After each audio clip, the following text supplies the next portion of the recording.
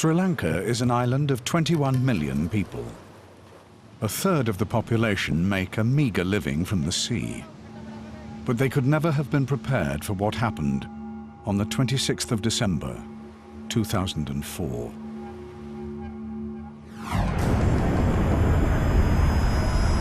Just as they began their day, a tsunami struck without warning along the whole of the 800-kilometer southeast coastline. Almost 40,000 people died, and 1 million more were left homeless.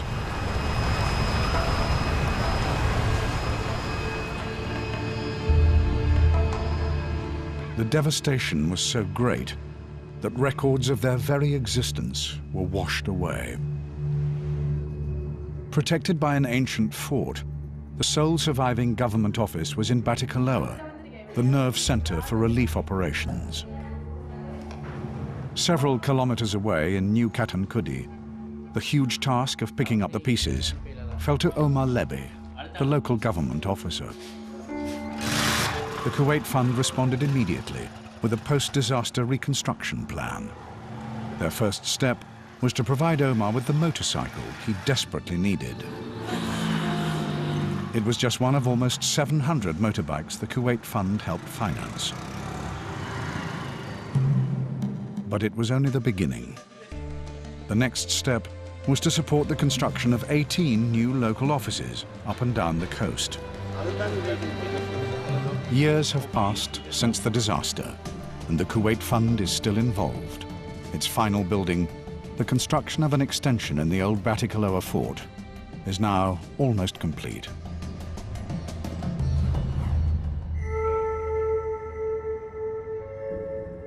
But many disasters are man-made. The ancient city of Mostar lies at a crossroads between the Christian and Muslim worlds. In 1992, the Bosnian Civil War tore the city apart.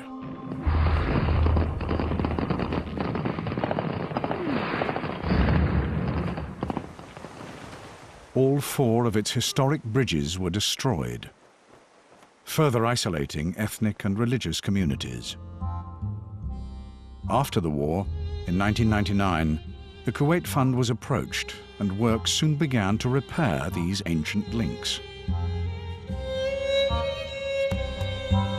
Now complete, the new Luki and Musala bridges are faithful copies of the originals. Reconstruction of the city's bridges has been an essential part of the healing process. Now that the city's famous landmarks have been restored to their former glory, the tourists have returned, and old traditions have been revived.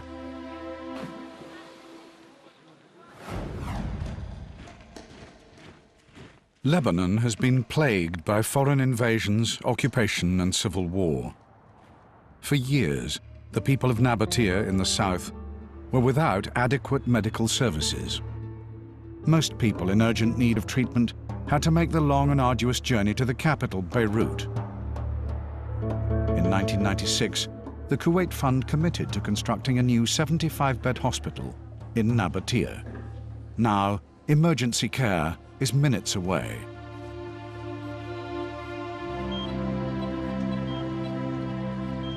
And in the neonatal intensive care unit, state-of-the-art equipment has transformed the prospects for premature babies.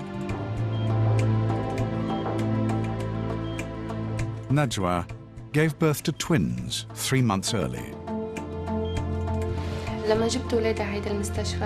I live far from here, and I'm grateful to the doctors because they have the best equipment and the staff here are very good.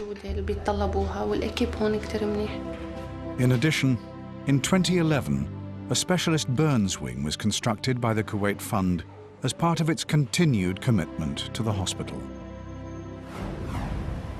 Throughout the developing world, the Kuwait Fund responds to the need for relief operations, finding long-term solutions in the wake of disaster. The Kuwait Fund, helping people help themselves.